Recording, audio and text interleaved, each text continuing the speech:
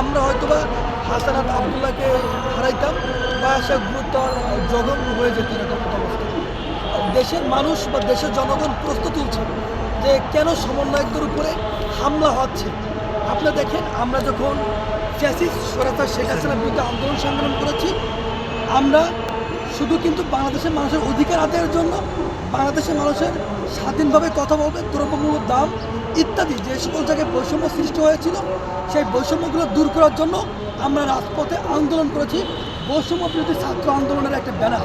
কিন্তু এই 5ই আগস্টের পরে, ফ্যাসিস্ট সরকার পালিয়ে যাওয়ার পরে আমরা দেখছি কতিপয় কয়েকজন এরা এই বৈষম্য বিরোধী প্ল্যাটফর্মকে ব্যবহার করে কোটি কোটি টাকা আত্মসাৎ করেছে এবং এই প্ল্যাটফর্মকে ব্যবহার করে রাজনৈতিক দল সৃষ্টি করছে।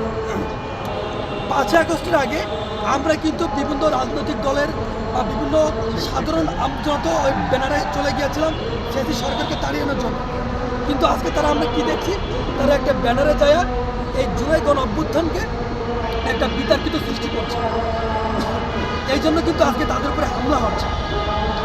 আজকে যদি হাসানাত আবদুল্লাহ এরা যদি কোনো রাজনৈতিক দল যদি গঠন না করতো, তারা যদি নিউট্রাল থাকতো, দেশের ক্যান্টি লগ্নে বা দেশের স্বার্থে যে কোনো আন্দোলন সংগ্রামে যদি তারা অংশগ্রহণ করতো, তাহলে আজকে তাদের হামলার শিকার হচ্ছে।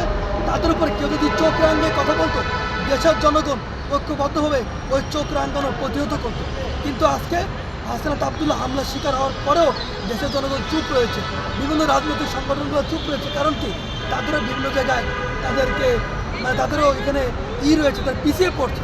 তারা অর্থনৈতিক বা বিভিন্ন জায়গায় দুর্নীতি হাবিজাবি বিভিন্ন সমন্বয়কদের নামে এই যে অর্থনৈতিক যে দুর্নীতিটা বেরিয়ে আসার কারণে তাদের উপর থেকে জনগণ আস্থা হারিয়ে ফেলছে। এই আস্থা হারিয়ে ফেলার কারণে আইনি দোষীরা আবার সুযোগ নিয়ে সমন্বয়কদের উপরে হামলা চালাচ্ছে এবং বিভিন্ন রাজনৈতিক দলের মধ্যে দুর্বৃত্তরা হামলা চালাচ্ছে। আমার সাংবাদিক ভাই একটু প্রশ্ন করেছে, এনসিপি যে মানুষ ভাড়া করে নিয়ে আছে, আপনি দেখেন অবশ্যই আমরা বাংলাদেশ টাইমসে একটা ভিডিও দেখলাম, কয়েকটা মহিলার কাছে একজন সাংবাদিক ভাই প্রশ্ন করছে আপনারা কিসের প্রোগ্রামে আছেন। সে বলতে পারে নাই যে এটা এনসিপি প্রোগ্রাম বা কিসের প্রোগ্রাম যায় না, সে বলছে আওয়ামী লীগের প্রোগ্রামে।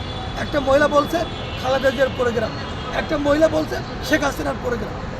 এই যে একটা দলের বাইরে এসে সাধারণ যারা গার্মেন্টস শ্রমিক রাজপথে যারা ঘুমায় থাকে বা বাড়ি থেকে 200 টাকা আগে আওয়ামী লীগ সরকার যেরকম বিরিয়ানির প্যাকেট দিয়ে তাদের আন্দোলন সংগ্রামে লোকজন নিয়ে এসে যে হাজার হাজার লক্ষ লক্ষ লোক দেখাইতো।